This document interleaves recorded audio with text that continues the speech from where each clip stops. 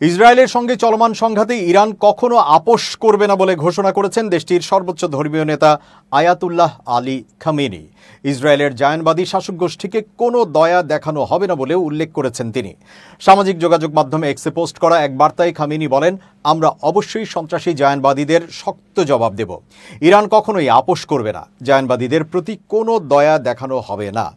যুক্তরাষ্ট্রের president Donald Trump ইরানকে নিঃশর্তভাবে আত্মসমর্পণ করতে বলার পর এই প্রতিক্রিয়া জানিয়েছেন তিনি।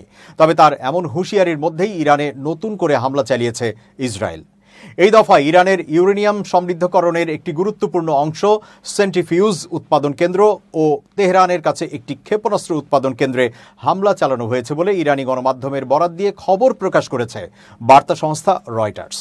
এছাড়া তেহরানের ইমাম হোসেন বিশ্ববিদ্যালয়েও ইসরায়েলি হামলার লক্ষ্যবস্তুতে পরিণত হয়েছে। প্রতিষ্ঠানটির সঙ্গে ইরানের ইসলামিক রেভলিউশনারি গার্ড কর্পসের সম্পর্ক রয়েছে বলে জানা যাচ্ছে। ইসরায়েলি প্রতিরক্ষা বাহিনীও বলেছে তারা ইরান থেকে নতুন করে ছোড়া ক্ষেপণাস্ত্র শনাক্ত করেছে। হামলা প্রতিহত করতে আকাশ প্রতিরক্ষা ব্যবস্থা সক্রিয় করা হয়েছে বলে জানিয়েছেন ইসরায়েলি সেনা কর্মকর্তারা। এদিকে মঙ্গলবার রাতে ইরানও নতুন করে ইসরায়েলে হামলা চালিয়েছে।